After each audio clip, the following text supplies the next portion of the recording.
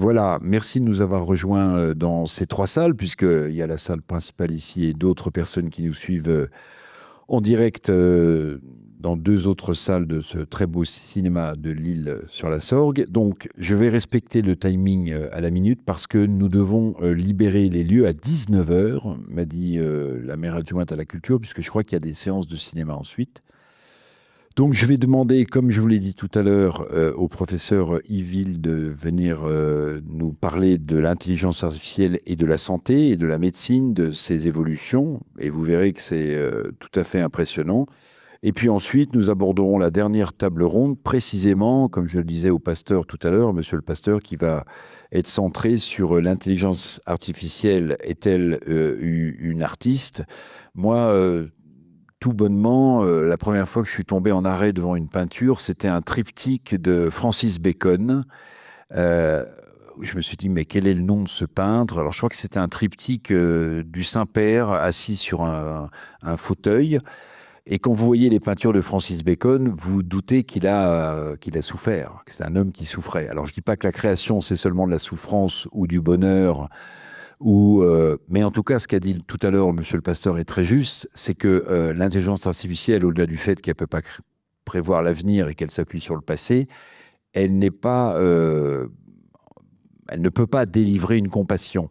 Elle ne peut pas parler de compassion. Elle n'a pas de compassion dans ses gènes, l'IA. Et pour moi, la compassion, le bonheur, la souffrance fait partie à part entière de la création. Qu'on parle de peinture, qu'on parle de musique, qu'on parle d'ébénisterie, on en parlera tout à l'heure avec Magali Donat. Bon, voilà, c'est tous ces sujets qu'on va aborder. Je demande au professeur Yvil de venir nous parler de l'intelligence artificielle et de la santé. Monsieur le professeur. Merci Eric. Merci à Philippe et à Betty pour cette après-midi passionnante. Et je suis tombé dans l'IA par accident, par nécessité, comme un des orateurs au moins l'a dit, afin d'améliorer mon outil de travail. Et il se trouve que l'expérience courte mais passionnante entrepreneuriale à partir de là, eh bien, se continue avec des progrès incessants. Alors, notre médecine ou notre système de santé est à la croisée des chemins. Il est même un peu dans le fossé puisque on a un burn-out du système qui se traduit à tous les niveaux. Un manque de ressources humaines, un coût de plus en plus élevé qui est dû à l'augmentation de la dépendance aux soins par le vieillissement, par les maladies chroniques qui s'y attachent et par les progrès de la médecine qui sont de plus en plus coûteux. On a de ce fait des déserts médicaux et de plus en plus d'issues indésirables, que ce soit des erreurs de diagnostic, des erreurs de traitement ou des insuffisances de prise en charge. Et un problème de gestion des flux et de temps passé avec les patients qui est par tout le monde souligné comme insuffisant.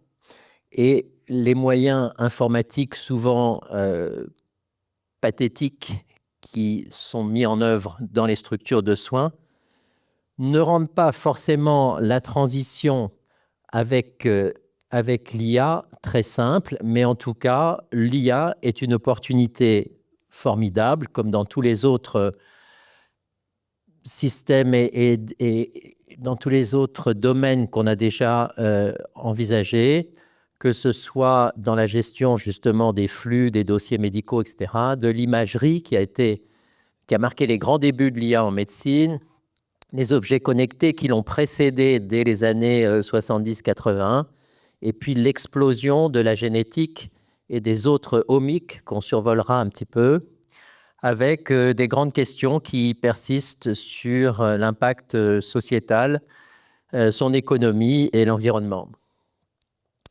Alors, bon, je pense que tout le monde a compris jusque-là que l'IA n'était pas, si elle est dépourvue également d'empathie, elle n'a pas d'autres capacités, mais c'est déjà énorme, que de résolution de problèmes qui sont posés par l'homme avec l'articulation d'une série de réponses standardisées et relativement simples pour répondre à des problématiques très complexes. Et la seule chose qu'elle déteste, eh bien, ce sont les situations inattendues, ce qui n'est pas rare en médecine. Et donc, ceci reste une part importante dévolue à l'homme, au médecin, qui peut être augmenté aujourd'hui par l'IA, mais qui ne peut pas être remplacé, au moins dans cette composante de son exercice. Alors, il faut aussi détruire un mythe qui est peut-être partagé par encore certains d'entre vous. La preuve médicale n'est pas la vérité. Ça casse l'ambiance, mais c'est voilà. Et on n'a pas besoin pour ça d'erreurs médicales. Ça n'est pas la vérité. La preuve médicale, elle repose sur un rationnel très fort, c'est-à-dire la connaissance physiopathologique ou l'histoire naturelle d'une maladie et ce qu'on peut faire pour s'y opposer, à une balance bénéfice supérieure au risque dans ce qu'on va proposer, à une acceptabilité par la population et en tout cas le patient, et son utilité au sens éthique, c'est-à-dire que ce qu'on lui propose correspond à sa conception de l'éthique personnelle ou sociale de cette personne. Et donc, on va se reposer sur une signification statistique, et le petit p inférieur à 5%, eh bien, ça n'est pas la vérité. C'est une vérité, et vous voyez, quand on dit une vérité, on a aussi des fausses vérités, des fake news qui peuvent rentrer là-dedans. Donc, c'est une vulnérabilité de la médecine, et l'inférence bayésienne a pour intérêt de considérer comme temporaire un résultat statistique qui pourra être modifié par l'amélioration des connaissances et des datas.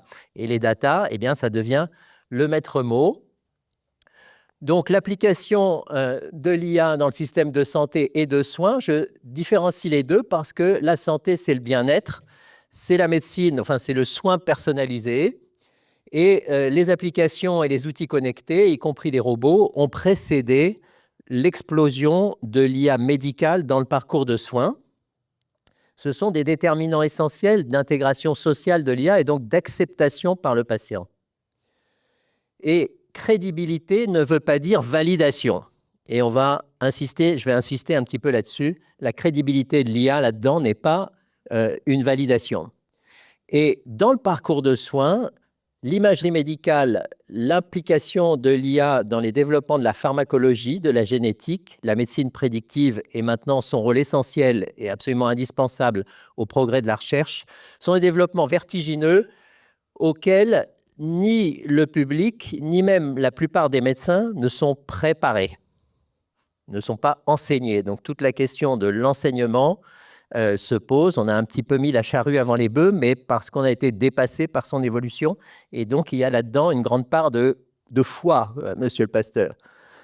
Voilà, il y a des choses que la plupart des gens ne sont pas capables d'apprécier de façon critique, et donc soit ils ont la foi, soit ils ne l'ont pas. Et la plupart de nos patients viennent maintenant pour une deuxième opinion, parce que la première leur a été donnée par Google ou par ChatGPT.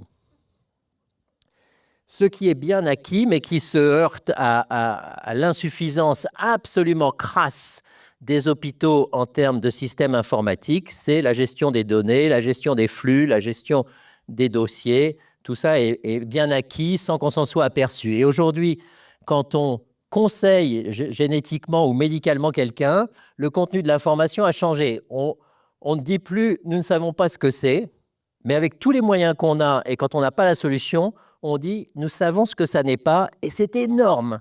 Et cette énormité de ce que nous savons que ça n'est pas, eh bien, est beaucoup plus rassurant que la réponse qu'on donnait il y a 5 ans. Alors, un petit exemple de ce qu'on a développé, c'est-à-dire que vous faites une échographie en temps réel et la machine repère toutes les structures essentielles pour assurer la normalité de l'examen du cerveau, par exemple. Mais on peut faire ça, c'est un fœtus, hein, bien entendu, pardon. Et on peut faire ça pour le cœur, et maintenant on arrive à simplement, en balayant l'échographie, à repérer les malformations sans même aller mettre son nez dessus. Et alors, si vous regardez les publications dans les revues uniquement médicales sur l'IA, vous voyez qu'il y a un grand désert jusque dans les débuts des années 2000. En 2025, avant-hier, il y avait 288 000 et quelques publications, mais quand vous regardez l'année 2019-2025, c'est 198 000, c'est-à-dire une proportion énorme qui a explosé depuis le Covid. Le Covid a rompu des barrières, à la fois des barrières technologiques, mais aussi des barrières éthiques et nos pratiques et notre façon d'envisager la médecine et sa démocratisation, c'est-à-dire le passage vers le public d'outils et de requêtes qui étaient jusque-là des choses très protégées et professionnelles.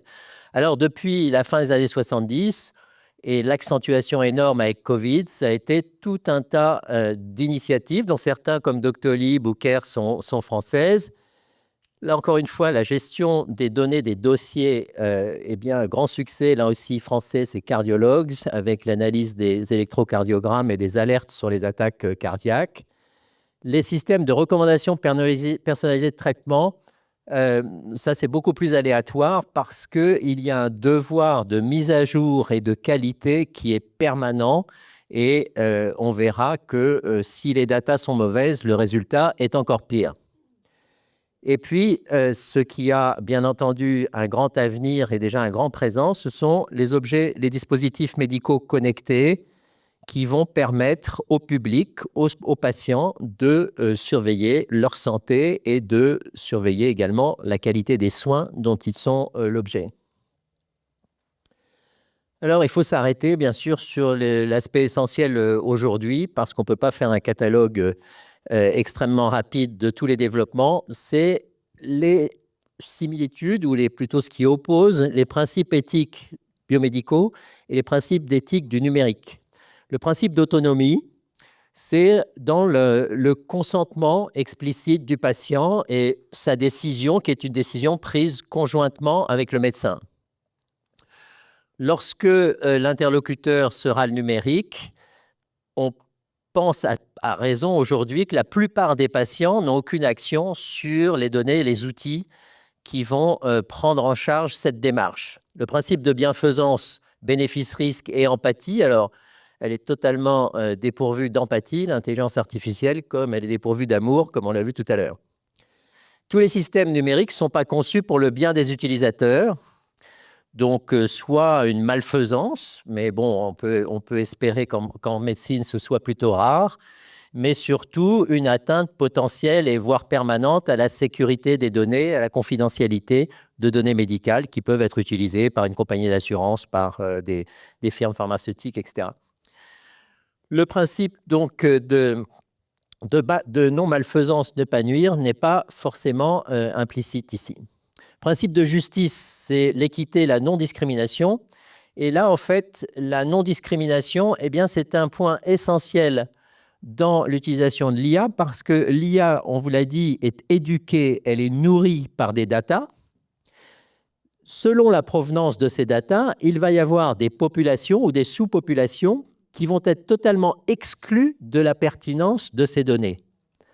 Si une IA a été nourrie en Europe du Nord avec une population de Norvégiens et de Finlandais, lorsque cette IA et cet algorithme va être appliqué dans le Bronx, eh bien, ça va être une catastrophe.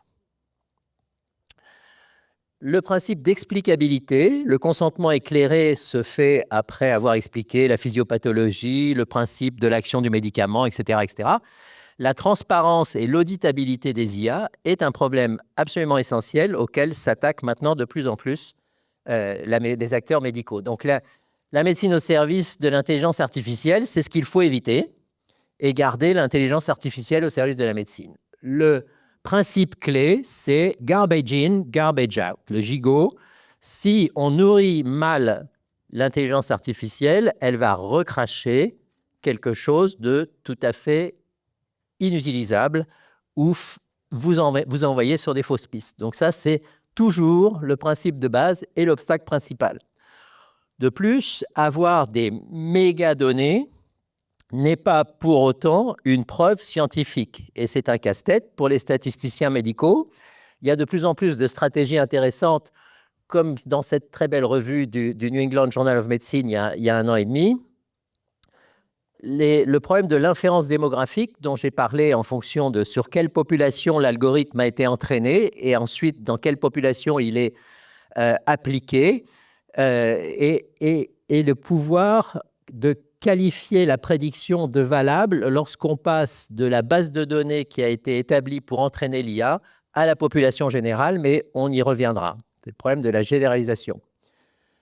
Pour faire vendre de l'IA, on évalue une IA comme on évalue un système.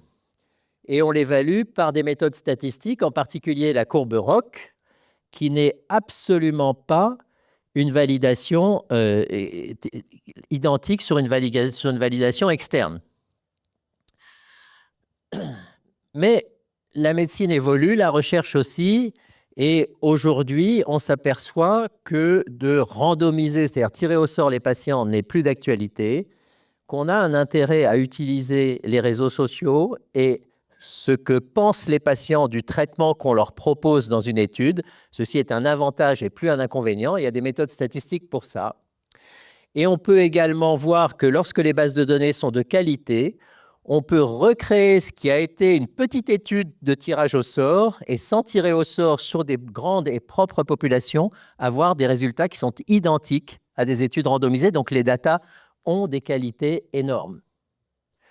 Il existe plusieurs moyens de valider l'IA et ce qui est important aujourd'hui, c'est que l'IA n'est plus une... Oui, 3 minutes sur ma montre, mais c'est ça. C'est l'aspect multimodal qui est aujourd'hui développé, c'est-à-dire qu'on n'utilise pas seulement A plus B égale C, avec un point de départ, un point d'arrivée, mais on prend plusieurs déterminants et on les combine. C'est l'équivalent de la multidisciplinarité en médecine, c'est fondamental et c'est ce qui fait progresser. Mais aujourd'hui, on fait ça avec de la radiologie, de la génétique et de l'histologie et différentes biologies. Il y a très peu finalement de tuyaux à la fin qui peuvent avoir cette vraie multidisciplinarité et très peu de ces études ont été soumises à une validation externe. Donc ça reste de la recherche. Très peu de tout ça a abouti à un marquage CE ou FDA. Il y a 4 ou 5 applications simplement multimodales aujourd'hui qui sont dans ce cas.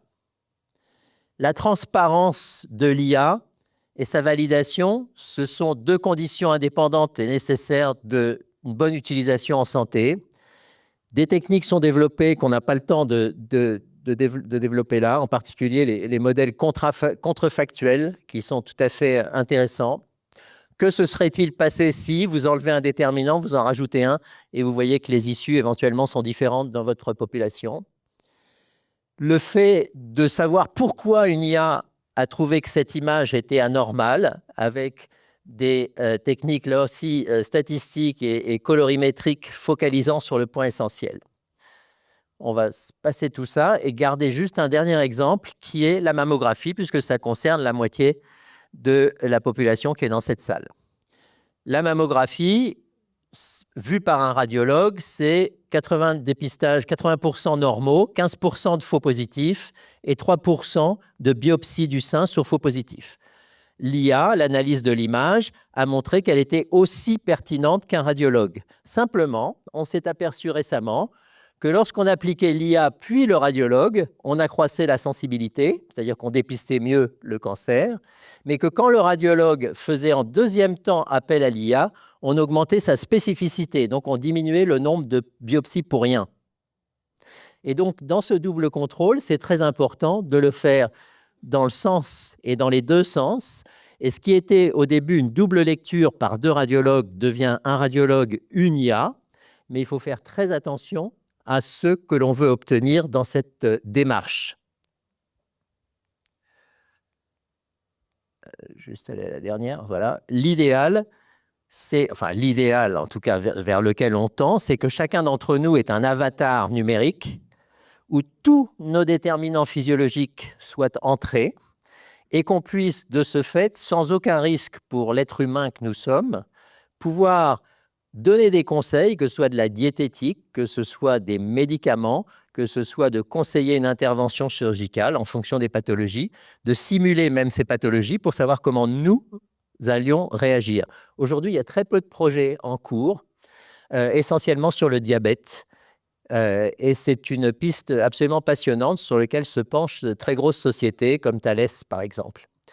La robotique, l'augmentation de l'utilisation de la robotique la plus spectaculaire est en médecine. Et outre les robots chirurgicaux et les exosquelettes de rééducation, on peut avoir des robots remplissant des tâches simples pour à peu près tout, y compris les prises de sang, les échographies cardiaques. On peut soit remplacer l'échographiste, soit le déplacer avec une commande à plusieurs milliers de kilomètres. Et enfin, puisque tout le monde doit se poser cette question aujourd'hui, des implants cérébraux, on ne va pas parler de Musk, on va parler du principe général, et après, je vous promets, c'est fini. C'est quoi? On a un système qui va permettre de shunter une étape défaillante. Soit une partie du cerveau est défaillante, soit un organe est défaillant, ça peut être l'œil par exemple, et on va du coup s'adresser à l'étape d'après, l'activité cérébrale, on le pré-traite, on en extrait des caractéristiques, on le transforme en une commande vers l'organe sensoriel, et lorsque le cerveau est défaillant, eh bien, on fait l'inverse, et ceci est un implant sous-crânial, intracrânial, qui va être en fait l'ordinateur d'une sorte de prothèse qui va permettre à des patients qui sont aveugles par une anomalie de la rétine, acquise ou congénitale, en shuntant cette étape rétinienne et en allant chercher les quelques neurones qui se cognent contre ce mur impénétrable et retransférer le signal sous forme de vision. Donc pour conclure, il y a une route qui est complètement fermée, c'est notre système actuel. Le seul espoir, et ça n'est pas une fatalité, c'est une opportunité, c'est de se saisir de tous les aspects positifs de l'IA pour tout ce qu'on a vu en introduction et surtout libérer du temps soignant. Alors ça n'a pas marché avec la mammographie. L'effet sur les radiologues, je ne sais pas s'il y en a dans cette salle, c'est que vous pouvez voir plus de patients dans la journée. C'était malheureusement pas, au début, l'idée du truc, c'était de passer plus de temps avec les patients. Mais enfin, personne n'est parfait. Et je vous remercie de votre attention. Merci beaucoup, monsieur le professeur Yvil. Désolé de nous avoir pressé un peu. Je trouve, mon cher Philippe, que le sujet de la santé et de l'intelligence artificielle mériterait presque une deuxième édition d'Objectif Science, il me semble. Parce que là, il y a tellement de sujets d'aborder qui nous intéressent dans notre vie quotidienne. Mais bon, je dis ça sans presser le lien éditorial futur.